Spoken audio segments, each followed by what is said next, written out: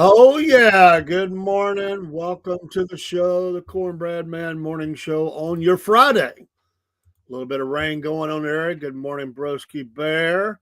Hope all are well as you enter your weekend or almost to your weekend. You still have some time left. Maybe you got to work today.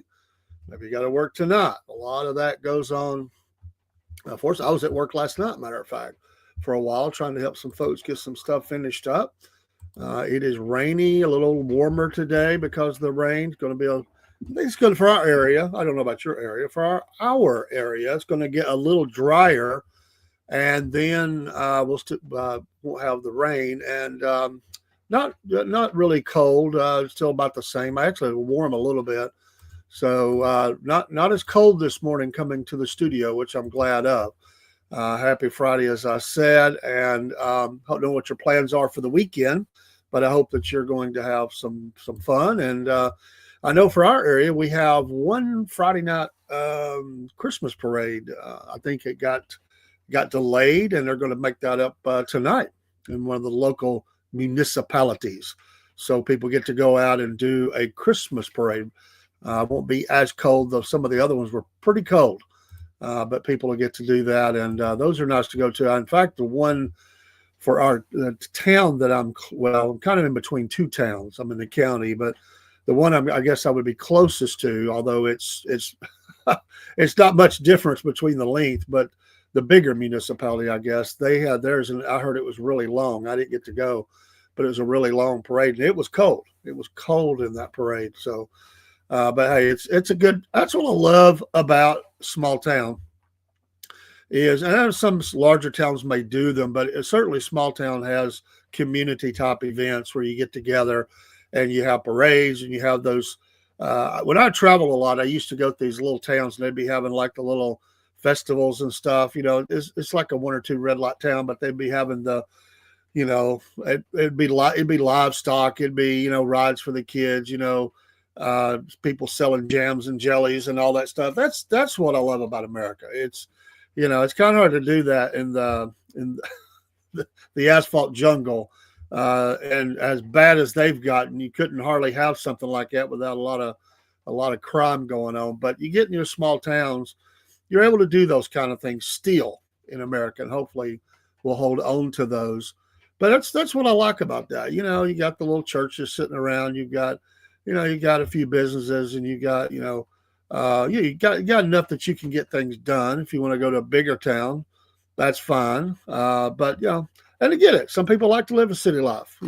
That's cool too. People like to be able to walk out their door and go straight into some sort of a city atmosphere and be able to do a lot of events. They offer a lot more things. Some good, some bad. I wouldn't want them. I wouldn't want all of them. But I do. I've always kind of liked that a little bit. I don't like to be, the people that's, off the grid. They're way up in the wood, like Idaho or something in the middle of nowhere, some mountain, hiding in a bunker. It's not really for me. I get that, but really not everybody's going to do that. For those that do, don't worry, they'll find you. It's really, there's really no off the grid, honestly. But I get it. It makes them feel better to think that they are. But they are far removed from the mainstream, the Main Street USA. But I always liked a little bit of that in between, where you could jump over in the city if you needed to take care of business. I got my business I got to take care of, or if you wanted to go a little further out and be out away, you could do that. So it was always kind of nice for me. Now there's suburb and there's suburb light. I've always been suburb light. Like it's not been one of those where it's been, the little. Some of them are just jammed in. I never had that, but it's still close. But this is a growing area, and it's not as open as it used to be. But you still can. My county is still more than people think as a farming community. People don't really think about it because of the northern part of the county, especially, up to or right at the state line. They think of it as being, very busy, but you just drive a few miles and you're out in the country and farms and many of them. So I like that. That's pretty cool. Hey, the National Day today.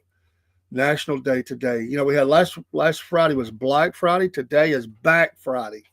Got to take care of that back. So this is like hand and stone massages and all that. So this is the pampering and stuff. You know, go get your back done. I've never did anything like that, but you know, a lot of people like to go do different things. But it's Back Friday. But you do got to take care of your back. I mean, you got to take care of your back.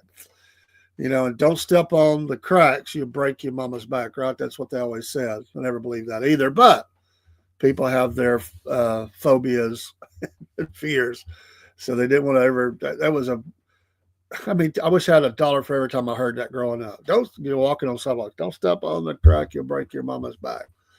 There was a line in All in the Family where he said that was for, you know, one of them said, well, that was for moms. What about dads? Sons was supposed to be for dads. They were joking around. Daughters for mothers.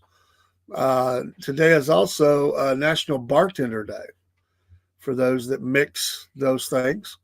You know, you got different kinds of bartenders. I'm not promoting bars or drinking.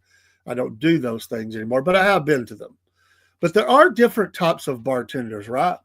I mean, there are the bartenders that, you know, like in Cocktail or something, you know, and they're doing all the fancy, you know, they're dressed up, you know, got the little bow tie on or whatever, and a little fancy jacket, and they're making it like an Olympic sport, you know, making drinks.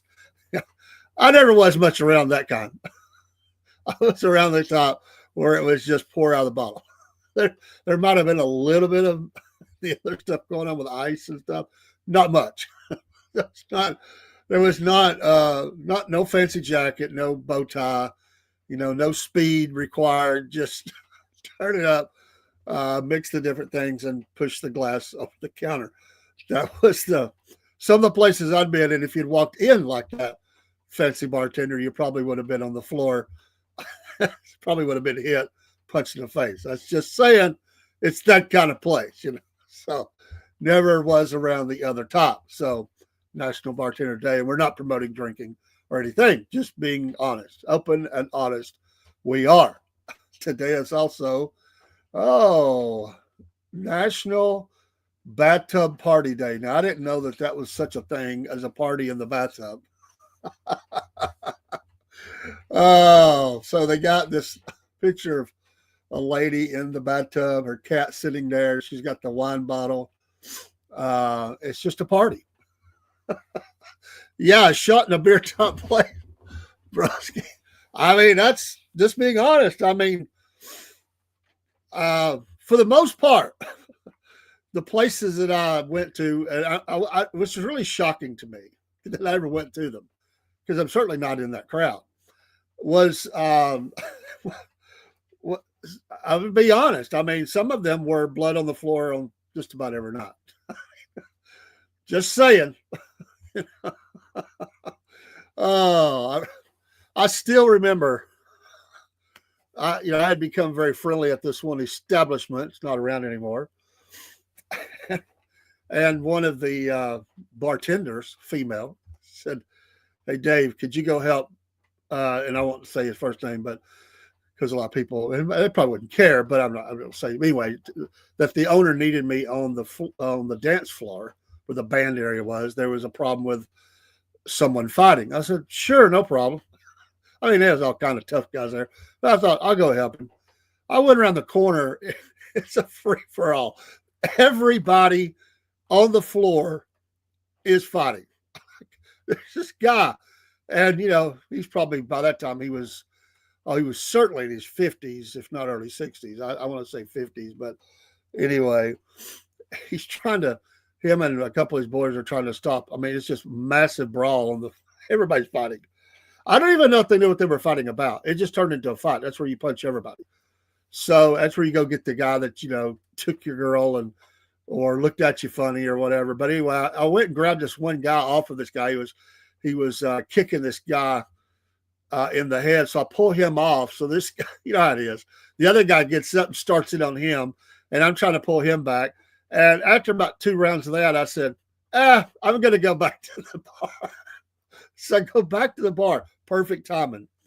because about 20 cops come pouring through the door with the clubs out, and they don't know who's who. They don't know. They just go in and start clubbing, and they ain't dancing. I was like, okay. So all these guys are being brought around the corner. If they didn't already have blood coming down their face, they had blood coming down their face now.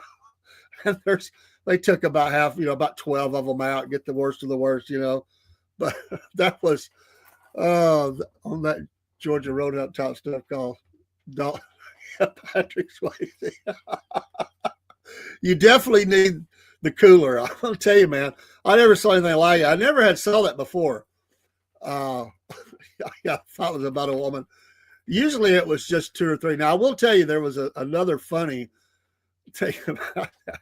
They had a lady come in one night, big lady, biggest lady I ever saw in my life. I think it was a lady. Nowadays, looking back, I really don't know. I was naive, I think it was. But if it was the biggest lady I ever saw in my life. And she got into it with somebody. All I know is because once, if it got past the bouncers were basically the band. That was the sons and the bandmates, and the owner himself, and both owners. I mean, husband, wife. And let me tell you, they could run you out of there. But anyway, they're all this big person. I've never seen anybody that big, especially a female. If it was a female in my life, she's fighting every one of them off, and they can't get her. It's like they are trying, and she's waylaying everybody that gets within range.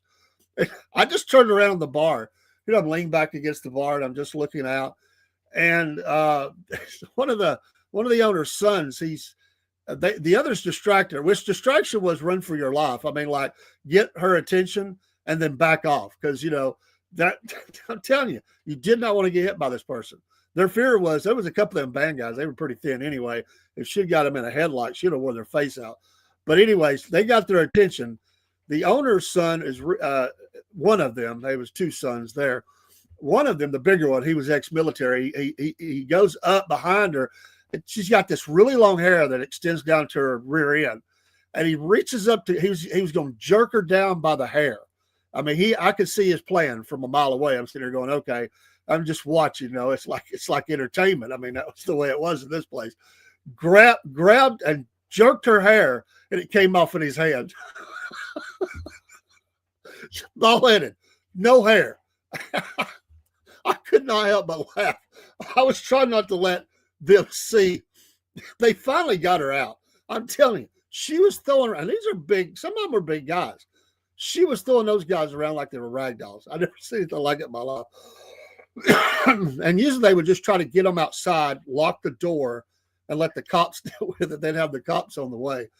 But I didn't let him see me, but I absolutely lost it when I saw that hair come off in his hand. He's just standing there looking at it like, what? And you have to get the image of this. And it's just the way things was back in the days. I mean, this is a biker, trucker kind of bar. And there's no minorities, none. There was one minority that would come. He was a trucker. That was another thing, like Cheers. I never was around. I very rarely was around a place like that. I was around a place that was rough. Anyway, there was this one guy come in. He was a minority, but he would tell everybody he wasn't. I don't know why he did that. I don't think they cared. But he would say, if anybody called him an African American, he'd say, "Oh no, I'm white. I'm white." It's like, what is this place? It's like stepping in the Twilight Zone. But that lady was or whatever was African American. But you just didn't see that. That was just that time frame. We're going back to the 80s. I mean, it was just still a lot of that in town. But there were a lot of bars like that in the Chattanooga area. I'm going to tell you, it was some a lot worse, believe it or not. There were some that had the logs for stools, kind of thing, sawdust on the floor top places. The sawdust helped to soak up the blood. There's no doubt. In Pennsylvania, Northeast Pennsylvania is known as for bar fights and fighting in general. Even the mayors will tell to get a street fight. Some rough mountain bars where the cops just wait in the parking lot and wait until the fight ends and pick up the bodies. There's that too. Remember when they had those thick glass ashtrays on tables and bars. Those would go flying along with bar stools and bottles. Get low and get the blank out. That's it. Well, at that bar, they would tell you, don't go outside. Don't go outside. You go outside, you're going to jail.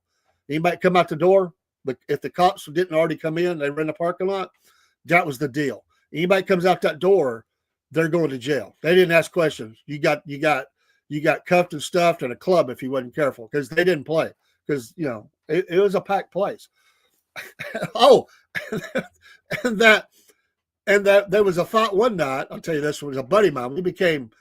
We met. Actually, I was introduced to this club, and my future wife, believe it or not, it was a bartender. Her family ran the bar, and there was a guy got in a fight one night. He's a big guy, looked like, he's like 6'4", 6'5" kind of guy, big guy, and they were running him out there, and he's flipping everybody off. Well, my buddy was an ex-Marine, or excuse me, he was always a Marine, but he was not currently in the Marines. We worked together at this little pizza restaurant kind of place. And he was leaned over the pool table, shooting pool, about the time this guy came through.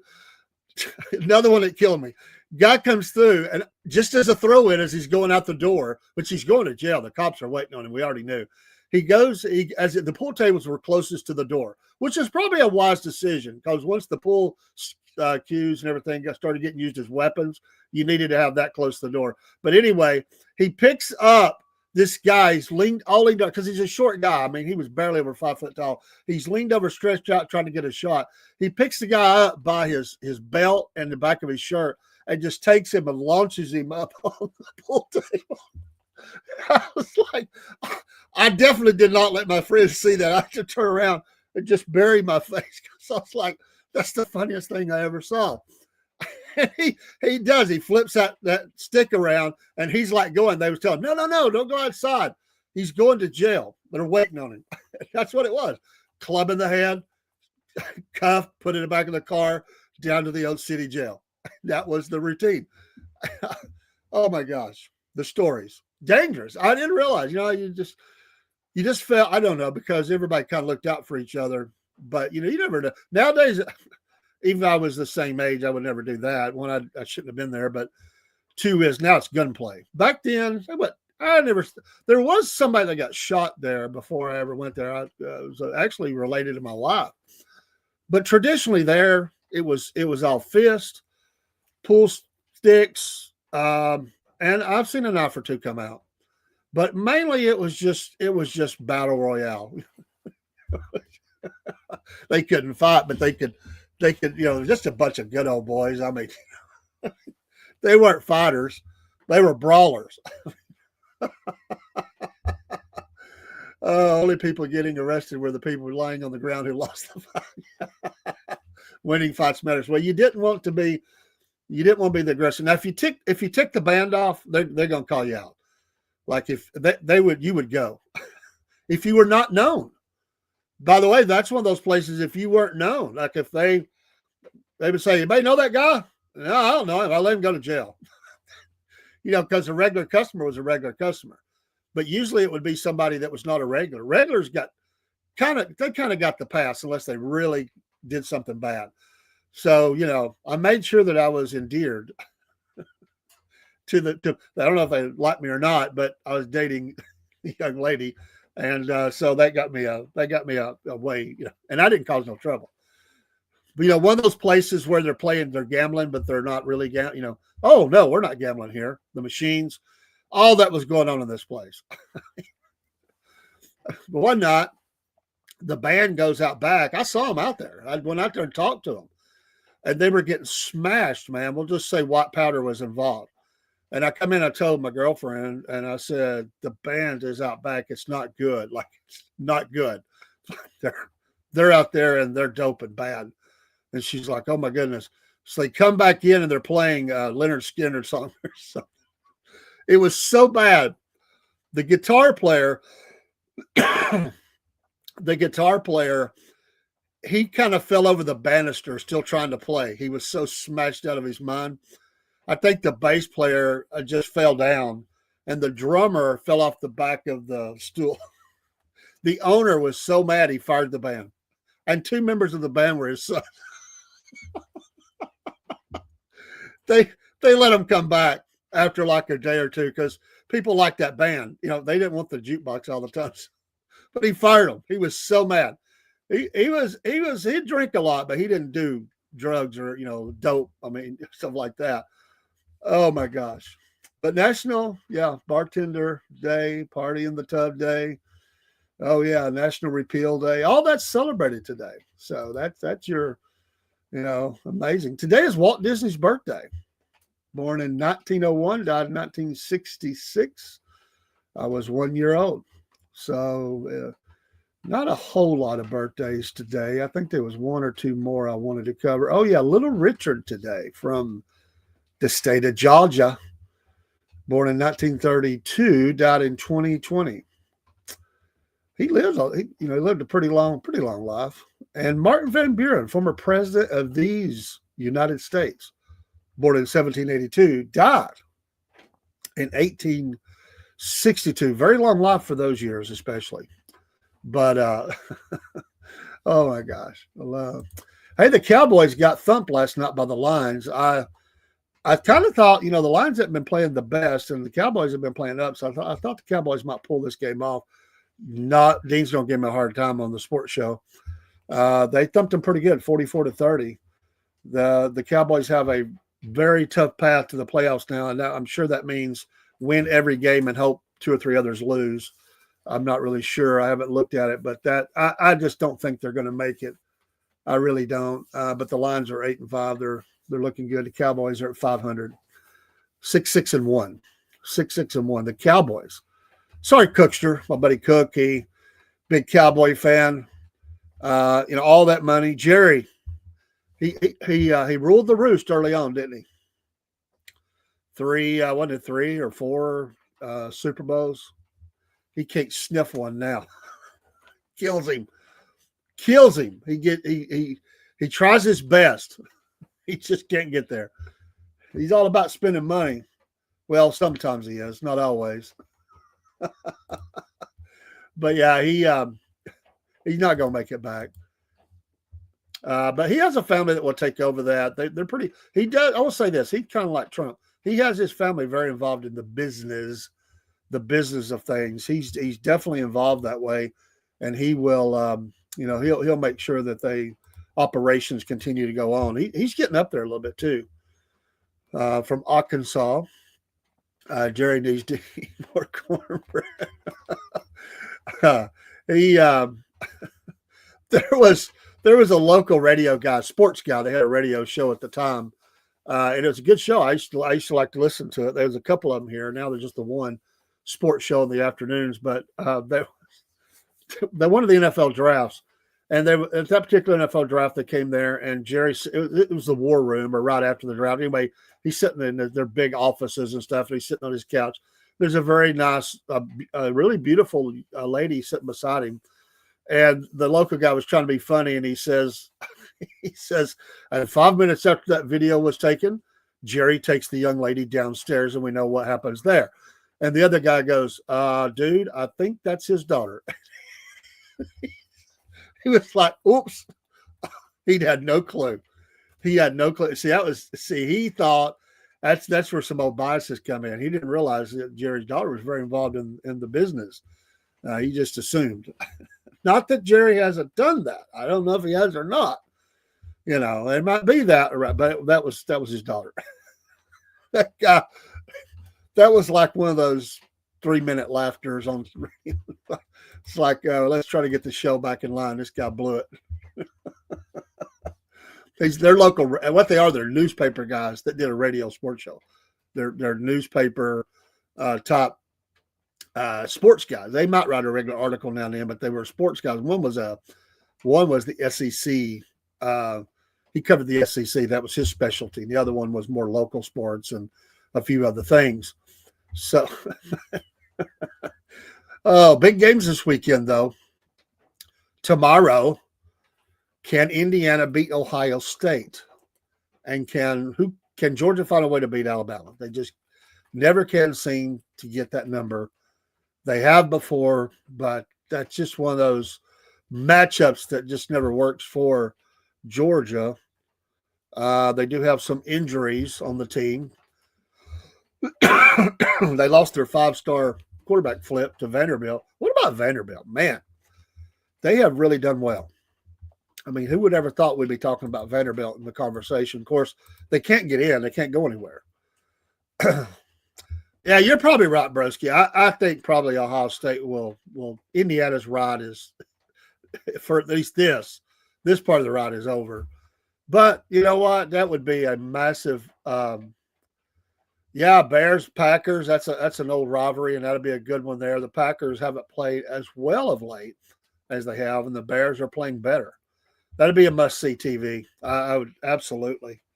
I'd be all about that game. Is that a 1:00 game? It probably is. I mean, I ain't gonna say that. It could be a 4:00 game, but a lot of times those are played at 1. I've looked at the schedule. I didn't look at the times. So we went through our picks. What was that? Wednesday night we did our picks. So it was it's 4:25. Okay, well that's good. That's good. That'll help. Get to see that. I can partake of that, most of it. I'll be going back to church, but I'll catch the very end of it when time I get home. But I'll get to see some of it before I take off, and I'll listen to it on the way. But that'll be a good one. Yeah, that's a good one right there. Yeah, I'm not. I'm not a Bears fan. I'm not a Bears hater. I actually rooted for the Bears because I was a big fan of Peyton and a lot of the guys back on the '80s teams and stuff. So I kind of rooted for them a little bit. I mean, it wasn't my team, but I wasn't a hater. It wasn't my main team. Right? I'm not claiming to be a Bears fan because I wasn't. But I will say this: it's kind of like whether you like them or not. Certain teams need to do well because it's the oldest part of the league. The Packers would be another one. You need a strong Packers team. You need the New York Football Giants to be playing well. I just think that's important. These are very old franchises, and you at least need to be in the conversation. The Bears for years were an afterthought. Nobody figured them to go anywhere or do anything. It's not healthy for the league. It's kind of like in baseball. You got it. I don't like them, but you need the Yankees to be playing well. It's just something missing when they're not. It just doesn't seem right because, I mean, that's the biggest market. They've got some of the most storied history, maybe of the most. Boston, I'm sure, and a couple others would argue with that. But honestly, the Yankees probably the most storied franchise in Major League Baseball history. And for them not to be doing well and to not be in the playoffs, it's just something not right about it. You like to see a team rise up and get in there and do some stuff, whether it's a Jacksonville or somebody like that. But you need your powerhouses to do well. Your very old franchises, and the Bears certainly fall in that. The Jets. Look at the Jets are an old franchise. It's not good for them to be bad like that. I mean, it's really I can't understand why they can't get past themselves. They have brought in major talent. They paid a lot of money. They just cannot seem to ever become a decent franchise again, and that's not good. The excitement level in the area. If you had the Giants and the Jets playing very well, and along with New England and Buffalo and all that. That whole area just gets lit up. I mean, just, I mean, the fan part of it would be off the scale. Absolutely. It's not good for those pro sports to have them doing bad. It's kind of like in the SEC. I mean, it's great to see a Vanderbilt have a really good season like that, or an Indiana or whoever. But you need your powerhouses, the Georgia, Florida, Bamas, Tennessee. I mean, you need them to be doing well. LSU. Boy, is that going to be a train wreck or do very well? I kind of think Kiffin needs to do. If Kiffin is going to ever be anything other than a postage stamp for leaving colleges and jobs, if he ever, and Facebook is acting up at the moment, I don't know why. We'll try to bring it back in line. That happens every once in a while with Facebook. They really do. They've had that problem. It hasn't happened in a long time. I'll try to pull it back online. Maybe it'll pop up. So if you're on Facebook, but I think it came back. So hopefully, but I forgot what I was going to say now. You don't need Tennessee to ever do well. Most of, well, I was being nice. I got a lot of Tennessee fans down here. It is an old and storied school, but you do need those major teams to do well. And as much as you hate them, Notre Dame needs to do well because you got to have somebody to hate them. It's a team that people love to hate, right? It's a team that people love to hate. Either there is no in between with Notre Dame. You either love them or you hate them, which can be said about Tennessee. Maybe a lot of them, but more so some than others. But it's good to have a Michigan doing good and Ohio State and all that. Very, been around a long time, huge fan bases, and USC. I'll throw that in there. But like I said, it's okay for a Vanderbilt or Indiana or somebody to pop up in there and do well here and there. It just keeps everything honest. You come up, the little guy comes up and he punches the big guy in the nose and wins it 1 year. That gives you 5 years of revenge factor. It's like, okay, like Tennessee right now, no matter what they think they want to do next year, one thing that is on the top of their list is punch Vanderbilt right in the face. They are so ticked off, I guarantee you, at that school right now for being done like that. They would want to just annihilate them. And then you got to have that. You got to have that. You got to have every once in a while somebody rises up, stings the big guy. He's like, hey, what happened here? And you're like, oh, we'll take care of that. It's like you woke up the sleeping giant. If they don't win another game, Tennessee, if they didn't win any games next year, if they beat Vanderbilt, some fans will be going, good year. We got them back. I'm Catholic and went to a college affiliated with Notre Dame, and I can't. Well, they kind of make themselves unlikable, right? It's the attitude. It's the whole we are not going to join a conference with a football, and listen. Rudy's a good movie, but there are better movies that could be made. Really, I mean, I like the movie, but there are better college sports stories than that. But the people in power, they do have a lot of rich and elite that have went there, and they make sure that that's promoted heavily. I've seen it a bunch of times. It's a good story no matter the school, but I think the Stetson Bennett story would be even better. I mean, after all, he did win a couple national championships. What did Rudy do? I mean, he persevered as a student, and he finally got on the field. I like the story, but let's not run it up the flagpole as being the best, one of the best of all time. The movie, they did a great job of the movie, but the story in of itself, I mean, the only guy they've carried off the field, I don't know if they've even that's even changed in the last several years. Maybe not. Maybe that's like a code now. We can't carry anybody off the field now because we had to always reserve that for Rudy. But the dude got in and made a couple of plays on the field. It's a nice overcoming story. It's kind of like, the kid who got to do it because, we could finally throw him in the – I get it. But it's not a sports success story. It's an individual perseverance story. If you want to go to college success stories, Stetson Bennett story would be much better. Much better. I'm serious. This kid's journey, the mailman, you already got a name for it, mailman. That would be absolutely a great movie. They need to make it. And he won 2 national championships. So, let's not even compare. It's not even close to the same story. Not even close. And that's not putting down the movie. I like the movie. But they act like that is the greatest movie of all time for sports. And it's not. It's not. Come on. And that's what makes people dislike more. Are you kidding me? You think, if it makes somebody mad, it makes them mad. Again, I like the movie. I'll watch it. He was, but he won. He won. And Johnny didn't win at all, although I would say that on his family's, on top of their Blu-ray or whatever it is, whatever there has got to be that Alabama game there that will continually be watched. He'll sit and watch that game the rest of his life. For it was an amazing season, but that one game when he just ran out. I mean, he himself seemed like he just willed the team to beat Alabama. That's going to be his high point for his life as far as sports. It shouldn't be his high point for life, but for sports, because it's sure not his debut in the NFL at all. But for that one game, he could say, yeah, I took him to town on that day. And he deserves it. I mean, they had nothing for him.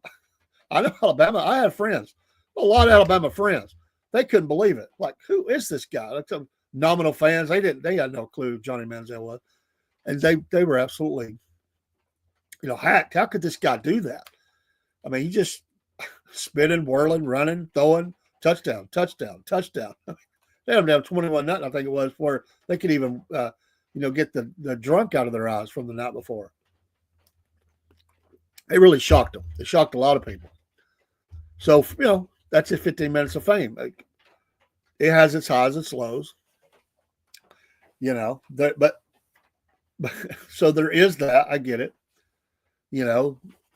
People that roided up, they were supposed to be the best of the best, and their bodies fell apart on them. It wasn't, Bosworth got some movies out of it. Absolutely, was killer in college, but pros. The Brian Bosworth story. Oh my goodness. But yeah, some good sports options this weekend. I've even been back in watching a little bit of the NBA. They still make me mad, but I do like what the Sixers won last night. The Sixers and Hawks, I've been watching them a little bit. Just, I'm not pouring myself deep into it, but because we do cover sports, I've enjoyed watching the Hawks play. I think they have played well, and I have really enjoyed watching them play. Excuse me. It's congested. Well, I'll tell you, this weather, cold, wet, warm, cold, all three in one day, really tough in my area. A lot of people hacking and sneezing and all that. So it's kind of one of those things that runs the gamut of that. They're still coming after Pete Hegseth, although I think he's been pretty much cleared of any wrongdoing. I saw a great quote. Whatever people think about whatever happened there. And the party the party that thinks that it's okay for a baby to be born and then reinsert partially and kill is upset of the drug runners who got neutralized. That's something to think about. Think about that. It's amazing they're what they're appalled at. Oh, I can't believe it. We did that. This goes against all code and whatever. Well, of course, they're looking for anything to tear down anybody in the administration. But if people don't think, it may not be officially told, and we're not Mr. Goody Two-Shoes here as a nation. If people don't think that we haven't given orders before that there'll be no survivors, they're crazy. In war, in military, it's happened. You annihilate. You go and you take them all out. And that, I'm not saying that we should be going out and headshotting everybody. No, I'm not saying that. Just saying, in war, that definitely happens. It's like, when you're dropping an ordnance out of a plane, those are bombs that are going off, and more bombs are going off, and you're hitting areas with more planes. You maybe hit it several more times. That you don't think there ain't people hanging on to the side of whatever, and they're dropping bombs from 20,000 feet or whatever it is, the height they drop them. I mean, what did we do in Dresden? I mean, what? Let's not act like we haven't done that before. We didn't care. We wanted to annihilate and put pressure on that military, and we hit what was mainly a civilian area, from my understanding. But we've done that. So and I'm not saying I'm not saying we should have. I'm just saying it's a fact. It's history now, and we did it. And they want to get all inflamed over this. Yeah, the fish are eating well. He sleeps with the fishes. But these same people that they're crying over are the ones that are pumping in the drugs into to our kids, and killing them. And so these are killers. They're not good people. They're not good people. I wonder if that has slowed down. Do you think at some point the boat, it's like, sir, we have no more boats. The fleet is down. We have your boat left, your yacht, but all the little boats, the speedboats, we're going to get another supply.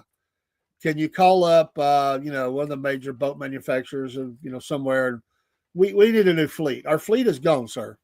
We have no boats, and we have another problem, sir. Nobody wants to drive the boats. Like we're having to threaten people now to even get in the boat to take the drugs over the sea to the USA. We've had to offer more money. We've threatened their families, but nobody wants to be the driver of the boat. They're saying you do it. We have no captains, no boats. We're going to figure out another way. You just think at a certain point it'd be hard. I mean, it ain't like they roll up down to the local, marine convention or something. Marine. I'm talking about boats and stuff. The boat show. Does the drug cartel? Do they go to the local boat show and say, "I'll take 15 of the fastest boats you have"? Is that what happens? I mean, I don't even know where they get the boats. I mean, you're working through partners in those areas. I mean, I'm sure they're not being, shipped in from America. You would think not. Somebody has sold them boats, or they've stolen them or something. I mean, I think with the money they have, they just buy them. But the fleet is at the bottom of the ocean, and many of the drivers are fish food, and so it has slowed down. I haven't heard about any lately, and either they stopped and said, "This isn't working. Nobody else wants to get in the boat." That's a death run. You can make a movie about that. Like the death run over the high seas. We load our cargo. We leave at night. What is that in the sky? Oh no, it's the Apache helicopters. It's drones. Incoming. Everybody abandon ship. I mean, I love it. You know what? They're pumping poison into our kids and others, bodies. And it's about time we got tough, as a nation. I was listening to a podcaster. It's been a couple of years ago. I try to listen to him when I can still. And he said, when are the men of the world going to stand up and protect the kids? When are the men of America going to stand up and protect the kids? Oh, broski. But I'd say, hit them. Hey, let's hit the cartels. You'll never stop it. I mean, let's be honest. You're never going to truly stop, because they pretty much run things in those areas. But you can inflict such a damage. You slow this thing way down. And any stoppage, or really slowing it down, or limiting the amount, that's just going to be saved American lives, every bit of it. And go after the people, like they've worked with China. Hopefully that is true, that they're stopping, sending some of that stuff, the ingredients that they're getting. And I know they'll adapt. They always adapt. That's what people do. It's like methamphetamine. If you stop them from getting one ingredient, which it does help, they go to something else, and they will continue to do that, to try to make the drug that they sell. But the more you do that, the more you impact them, and you force change, and then you just keep moving with it. You keep staying, ear to the ground, find out what's going on in the street, and getting, getting the materials to do. Unfortunately, people like that are just going to continue to be like that. In our area, we really tightened up, like a lot of communities. We tightened up on ingredients that were used in that. There were things that you just couldn't get anymore. Well, that forced them to change, and they continue. Now that's really, it's the fentanyl now. It's not, there's meth is still out there, but the fentanyl is really, and there's a couple others that are really the front runners right now for being the drug that's on the street more cheaper, more available. And that's another thing. The cheapest products, they make more money off of it. and they'll just continue to adapt like that. They used to laugh back in the 80s, the war on drugs. What a joke. But it is a war on drugs. And no, nobody ever said you would stop it entirely, because men are going to find a way to do. I mean, people in prison find ways to get the ingredients or the straight up drugs that they want. There's always somebody willing to make money and sell out, you know, human beings and their lives, and especially children. They don't care. They're animals. And so, but we have to keep continuing to fight that. I mean, when we backed off, what happened? It went down into the middle schools and elementary schools. It's taken down the executives. I mean, people that were, true blue Americana. It has affected every level of life. Everybody knows somebody that's, been taken down by drugs. And it doesn't matter your status in life, how rich you are, how poor you are. You just have more access and more money to get more if you're rich. I mean, it affects every community of our nation. And we're all paying for it in one way or another. We're paying for the loss of life, the brokenness that has come to families, the incarcerations, the people in and out of drug rehab. I know, because I have a son who has struggled with that area, and he's in prison right now and trying to get out. He's doing good, but it's one of those things. Can he get out and do well when he gets out? And it's heartbreaking to me and mom and brother and nieces, nephews, and others, aunts, uncles.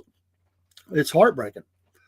But that every community is. And when we went to visit him in rehabs and stuff, and when you talk to parents and spouses and kids and everything else, and everybody's going through the same things. Everybody's going through, the stories are very similar, although all of them are different. We're all going through that same problem. And, some have lost everything they have because they're, either from the thefts that have occurred, or, hiring lawyers, whatever, all kinds of reasons. They just went to the bottom. I remember one time I was in court for, I think we were in court for my granddaughter. My son is a custody issue. And I was sitting, I don't love what's going on in court, nothing like that. I hate that people are struggling and suffering. But court is fascinating to me.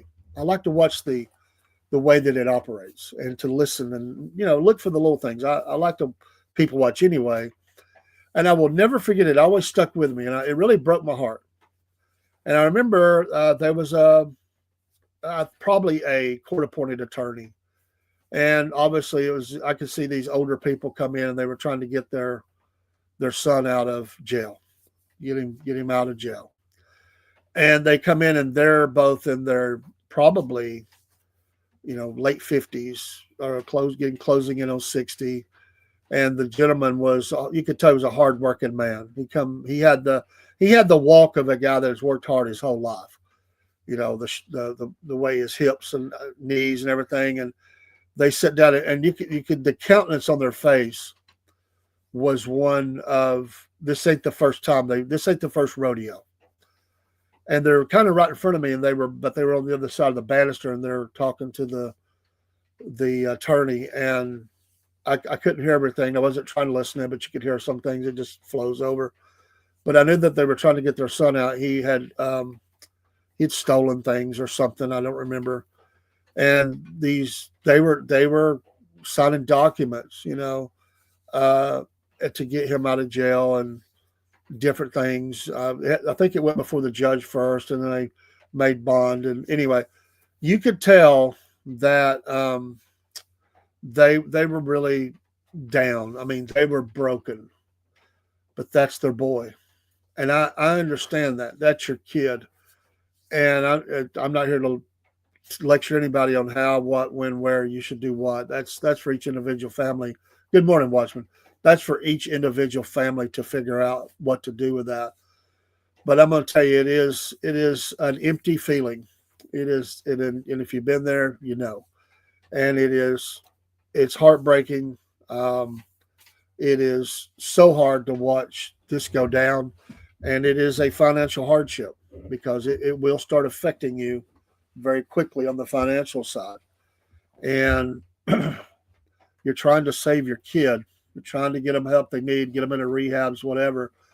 and it is the hardest thing. But there's still life there, and the ones that are even worse would be the ones where their kid OD'd, and I've seen plenty of those. People's grandkids going to a party and getting hooked up with stuff at a party, salt of the earth kids, got in the wrong in with the wrong group. They were trying different things. One guy that I worked with, he was never the same again. He loved his grandson, loved that boy like we love our grandkids. Grandparents understand that. He was 16 years old. He went to a party. This is a long time ago, and they were doing the party, the pain patch party, and drinking, and he died. He died at that party, and there is a gravestone to him down in a cemetery. And I always tell people if there's a certain cemetery here in the area, if they visit, to go look into the newer section because all the cemetery stones are about the same size. I said, you're going to notice this gravestone. It's so much bigger than the rest. It's black granite. It's beautiful.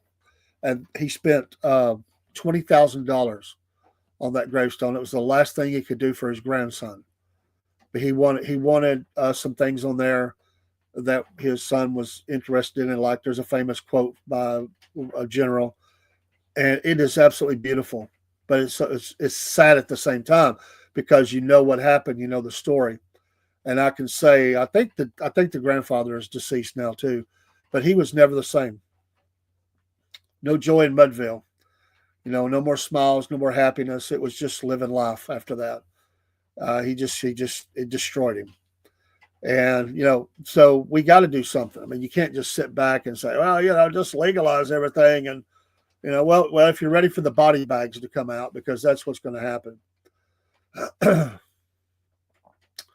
Yes, Watchman, and isn't that the strange dynamic of it? We have these people that are, making money off of this and pumping it into our exactly, and it's all those things. It's all those things, and how many people have? I mean, and really the penalty for even if someone gets in trouble, they just pay money. They just pay money. They make a deal and they take that money and they because the government's always after money, and nobody goes to jail. They just work out the deals and they take out their stash of money and they pay a bunch of money, but they're still making money. Oh, they might alter some things, change the names, come up with a new product, but it's like going down to the local. And if you've been there, you've been there. And I took someone there that needed a ride, and I didn't realize the legalized doping that's going on at the local, the local place, like you go, every community has one where, you come in for counseling and they control your drug usage. You have to have so much when you come back. You got to show your bottle. They line up on a certain day. It's the weirdest thing ever to watch all these people line up and walk by a window. And we, our taxpayers, we're paying for that drug use. They're trying to manage their drug use. Is what they're trying to do. It is so many levels to this thing. It really is so many levels to it. Yes, yeah, absolutely. Yeah, they got them on the dope as companies, and then when they couldn't get it no more, then they went to the streets, and and so I absolutely agree with all that, and it's horrible. It is absolutely horrible, and it has taken down people at all levels of life. Like I said, it knows there is nobody immune to it, and people that's why I'm so very careful. When I don't take, it's really hard for me to take. The founders of OxyContin. Whenever I have had something and I've had to be issued that, my goal is to not take it.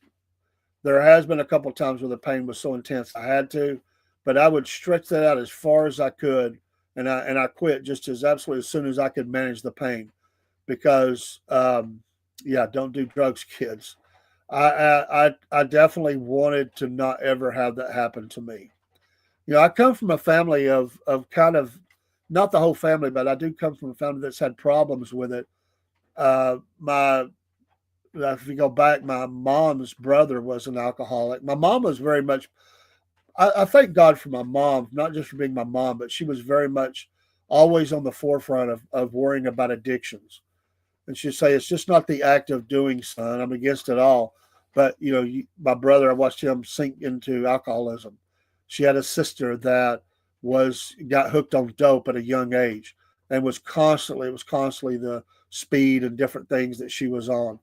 We've watched her daughter, that the one that was on the dope. She's deceased now. Fought battle alcoholism mainly, but other things I'm sure over her years. A lot of trauma, a lot of tragedy, and there's been some others, and it's just hard, And we don't judge. We hate that, but they never can seem to get their life together, and it's the same ones in the system, I'll say this and I'll go. When I was, my son was in RSAT, which is a program down here, and a very successful program. 65% of the people that come out do not recidivate within 18 months. That's pretty miraculous. There's still failures, and my son did make that 18 months and then backlapsed or relapsed. I'm hoping that this time he will, be able to kick it. He's going to be in his upper 30s. And we're just hoping and praying that he can stay away from all that. But I was talking to a guy who was a prison guard, and it was the last time that we would be going. My son was going to be getting out the following week. I think he had to go to a county jail for a month or so, but he was out of there. And anyway, he told me, he said, I used to be a Georgia State patrolman. He said, the reason I got into this was I wanted to be a part of something where I could see a difference. He said, as a Georgia State patrolman, I was arresting the same people all the time. And he said, it just does something to you. It's not new crime. It's the same crime. It just never stops. They go in, they come back out. It's the same people. And, and more people come on board, and they're just in that loop. They're in that same hamster wheel. It's the same people going in and out of jail, in and out of jail. And he said, I just got sick of it. He says, so I joined this where at least I have a possibility of not seeing as many come through of the same. And he said, I know it makes a difference. It's a tough program. It's more like a boot camp. But he said, it is effective. And he said, we don't see the same ones coming back in. Need to put the speed freak to work. Back in the day, everyone did crank, made $1,000 a day, working long hours, building custom vans where I live. Many are very with people now who own business. I remember a guy that was on that. Guy I used to know. He would get down and do like 100 push-ups at a time. Guy was on that. I never even knew what it was. Somebody told me what it was. I said, crank. What is crank? I had no idea what that was. My family was fantastic. I was sheltered from that. Outside of a movie reference or TV, that stuff wasn't around me. My family kept me away from even hearing about that stuff, and we knew it was around. It wasn't that we didn't know about drugs. They talked to us about drugs, but we weren't into all the street lingo and all that stuff. And I'd hear friends at school talking about different colors for pills and stuff. I didn't know what it was. I just knew it was a drug. I'd never seen the stuff. Now in high school, they brought the drug task force around and they showed us pictures of all that stuff as we got into I think I was probably a sophomore, junior, something like that when they did that. So it wasn't that I never saw it, but I wasn't close to, what the biggest thing when I was growing up, two things, the biggest things, I never was around anybody doing cocaine or anything. I was shocked. We had somebody arrested for cocaine in high school, and it shocked me. I never heard about it or seen it around any of my, people I went to school with. And I'm sure it came from, a bad family, a jail family in and out, but it was Quaaludes and alcohol and cigarettes. That's those three, that's all I ever heard about. And of course, pot, that was the thing. That's all you ever heard about. You didn't hear about the other stuff. Not at all. But hey, that's the program this morning. Thank you for watching the Cornbread Man Morning Show. Have a great day out there on your Friday. We'll be back tonight. Not sure what shows I'm going to do. I'm catching up a couple of shows. Had to go back to work last night. We'll figure it out. We'll figure it out. The center. Okay. Yeah. Franklin County was the center for custom vans. I had a boss that made us take a bump of crank. Wow. Before driving a 100K van to Atlanta and driving the full back front. Wow. My high school, it was easier to get coke or heroin than cigarettes. Wow. Broski. Wow. That's all I got to say. Wow. That truly is amazing, man. And I'm not saying there wasn't surrounding schools that had that, just the one that I was at. they commonly were in with the dogs and everything, checking lockers and stuff. They were all over it. I got to say, they did a good job with that. And back in those days, we had cigarette areas. It wasn't a big deal back then. The teachers and students would go out to the smoke area and smoke. That didn't stop till probably closer to the 90s. But when I was in school, that was no, it was you go by, that was Smoker's Corner. That was the high school thing, man. And, you had your leather wearing jacket kids. The athletes and preppies, they weren't out there. It was always the guys with the longer hair. You could tell they come from a little bit tougher environment. There was the smokers. But you'd have a couple of teachers too. There was van shops on every block where I live. People work 24/7. Wow. Speed freaks and all that around. Yeah, there was a van shop not far from me. So interesting history there. Yeah, like bums. I got you. Hey, I'll take care. God bless. We appreciate you. Have a wonderful day. We'll see you tonight and over the weekend. And let's help make America greater today. And pray for the nation. Pray for us. We'll take it. And let's have some great sports this weekend. And me and Paul will be out and about on the streets doing some shows and doing some videos. We're still putting up a couple of videos that we've done. And we appreciate you. Thank you for the support of the Southern Fried Cornbread Nation. That encompasses many names: Southern Fried Patriots, Cornbread Nation Radio, SFP. We got all the different shows, the sports and different ones. We're doing different things. We got America First show I got to get back to doing. That's going to be another one. MAGA shows coming back online. Got all these shows. Just got to get going again on some of them. And a couple of new ones, believe it or not. And some documentaries coming up as well. We're going to talk about some stuff. All coming very, very soon. Have a great day out there. God bless. We'll go out with some music.